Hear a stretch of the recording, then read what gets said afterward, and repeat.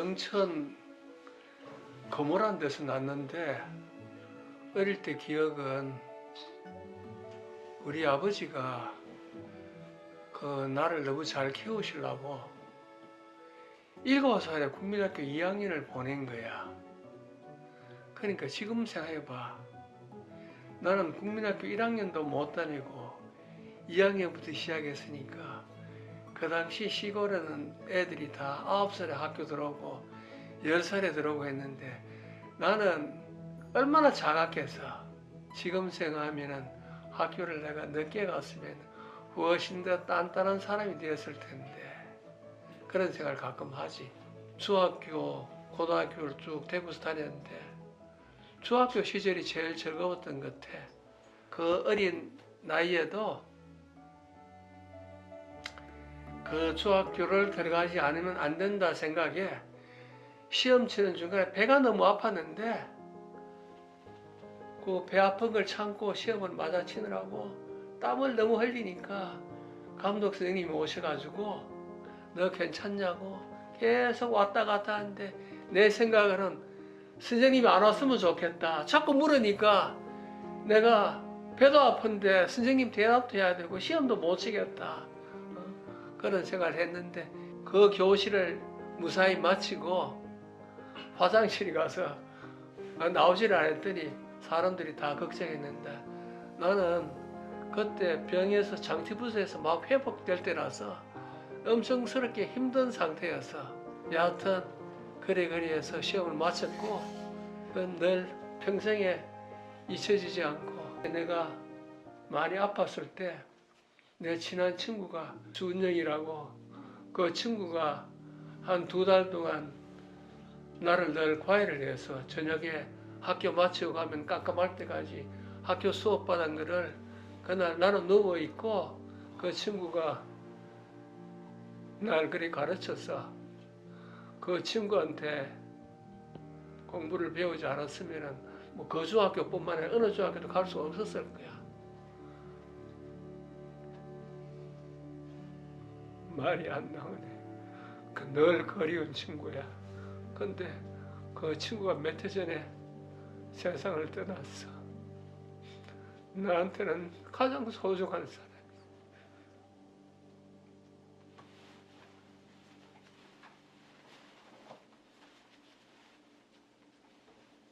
그리고 고등학교 시절부터 방황해서 근데 왜 그리 공부가 하기 싫던지 내가 특별히 뭐 나쁜 짓 하고 뭐 그런 건 아닌데 뭔가는 마음이 정착이 되질 않았어.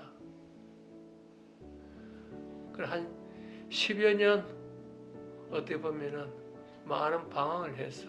그리고 결혼 이후에 생활이 좀 안정이 되고 우체나고 그러면서 자식하고 같이 사는 즐거움도 있고 그런데 또 한편은 잠시 다니는 직장이라고 생각했는데 그게 평생을 한 직장이 되어버렸고 그 직장에 마음을 못 붙여가지고 그 직장의 주인이 못 되고 늘 손님이었고 큰 보람을 못 느꼈어. 그래서 그게 참 안타까운 일이지. 물론 그렇다고 내가 직장 생활을 소홀히 하고 농땡이 치고 게으르고 그렇게 했다는 뜻은 아닌데 성실하게 살았지만 그게 하고 싶었던 일하고는 거리가 있었기 때문에 마음 어딘가는 늘 그 그늘이 졌고 제일 힘들었던 거는 그 내 친구들이 너 왜 거기 다녔냐고 물을 때마다 참 대답하기가 힘들어서 겨우 그 이야기에 좀 벗어날 수 있었던 게 IMF 시절이었어. 그 이후로는 사람들이 어떤 일을 하느냐 어디에 다니냐 그런 가지고 묻지 않는 세상이 되었어. 그러다가 나도 내 인생을 뭐 좀 보람있겠다 이렇게 생각하는 삶을 살아야 되겠다 싶어서 그러면은 학교를 다녀볼까 그 생각했는데 그 몇 해 전에 처진료되는 수녀님이 성당에 다니는 게 어떻겠냐고 권고를 해서 흔쾌히 수락을 하고 성수 공부를 시작해서 예수 수도에서 하는 과정이었어요. 한 1년 공부를 하고 세례를 받고 세례명이 우리 우주가 고려해서 받았는데 아우스티노예요. 아우스티노는 유명한 학자잖아요. 세례 성인이니까 그분을 좀 더 잘 알아야 되겠다는 생각에서 그분이 쓰신 책을 이제 공부를 쭉 시작했는데 그분이 책 중에 유명한 게 고백록, 신국 뭐 이런 등등 책이 있어요. 어렵겠지만은 신국론을 한번 읽어보자 싶어서 영어 책을 사서 그 한 1000페이지 되는 책을 한 2년 걸려서 읽었어요. 그러면서 이왕 이래 된 거 중세 철학을 좀 공부해 보는 게 어떨까.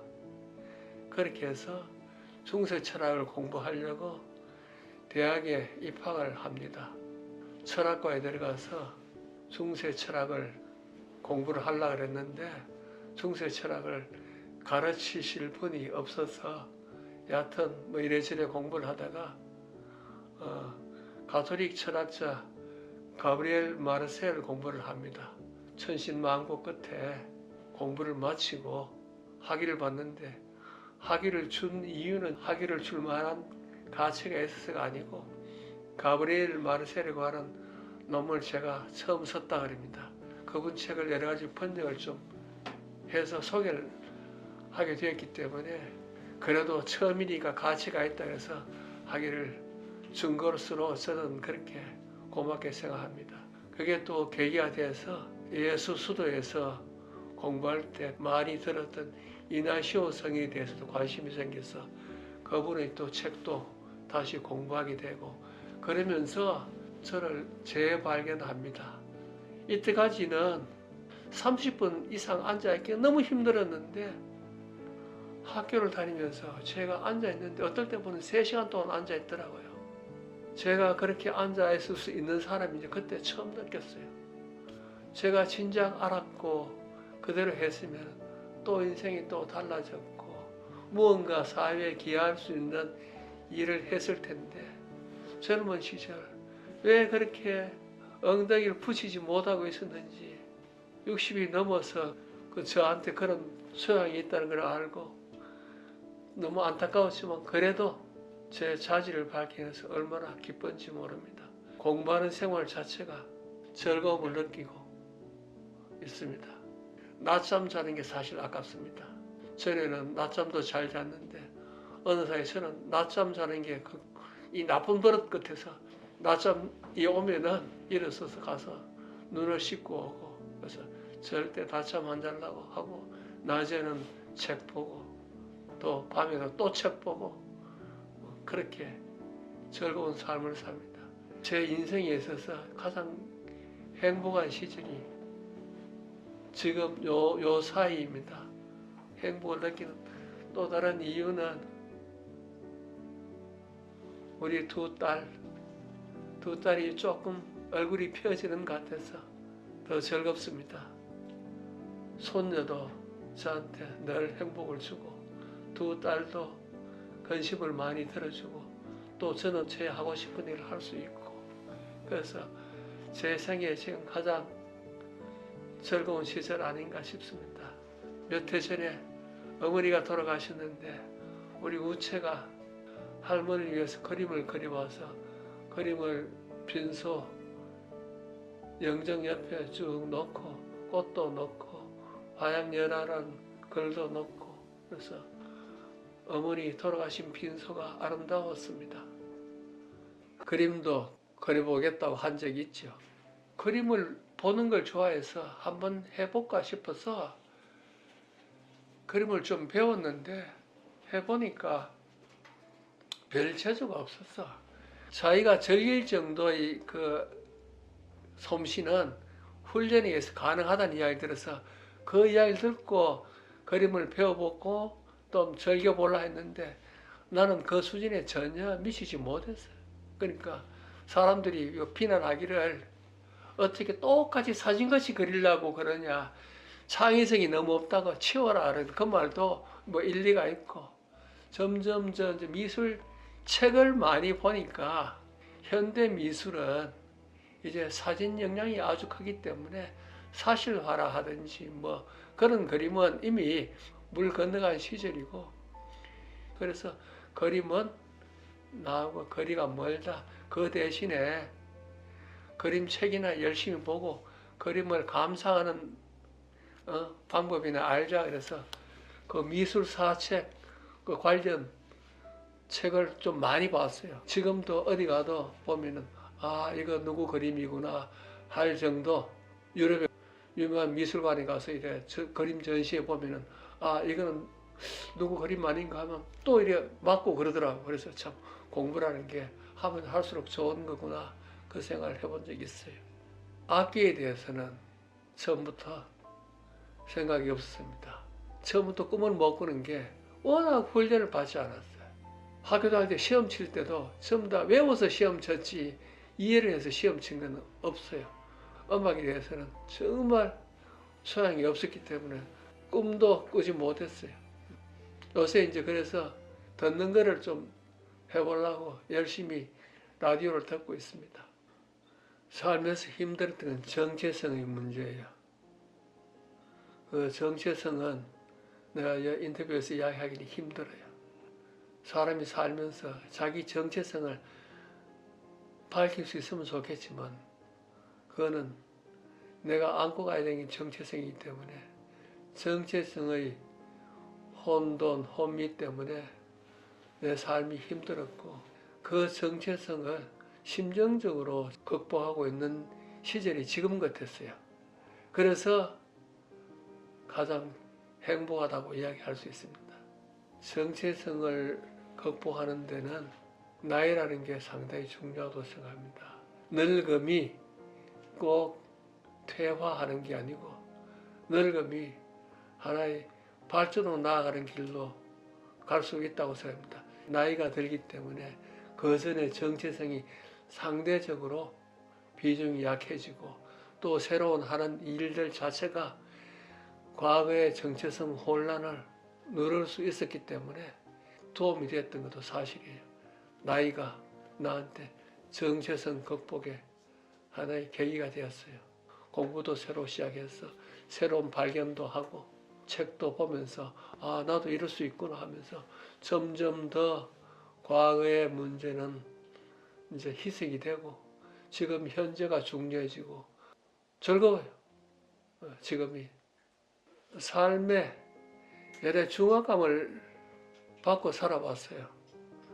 그러다 보니까 균형 있는 삶을 좀 못 살았던 부분도 있고 지금도 좀 가슴 아픈 거는 장모님 돌아가실 때 같이 가깝게 모시고 살지 못했던 게 늘 후회되고 가슴이 아픕니다. 제가 장모님 모셨으면 장모님 좀 더 오래 사셨을 수도 있는데 외롭게 돌아가시게 해서 그게 상당히 가슴 아픕니다.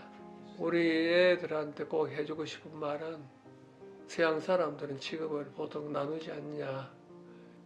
먹고 살고 몰두한다는 의미에서 occupation이라는 말도 쓰고 부름을 받았다는 뜻에서 vocation이라는 말도 쓰는데 occupation하고 vocation이 합쳐지면 참 좋겠다는 생각을 합니다. 저는 다녔던 직장이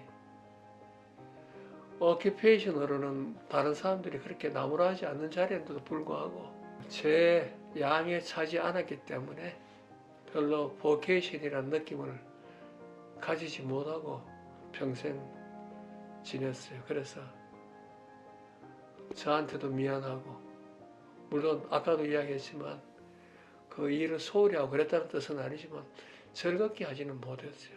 그러니까 즐겁게 하면서 또 열심히 할 수 있고 그러면서 또 그게 평생의 삶이 될 수 있는 그런 일을 하면은 설사 돈이 좀 덜 따르더라도 그거를 우선으로 해서 즐겁게 살았으면 좋겠다는 생각을 합니다.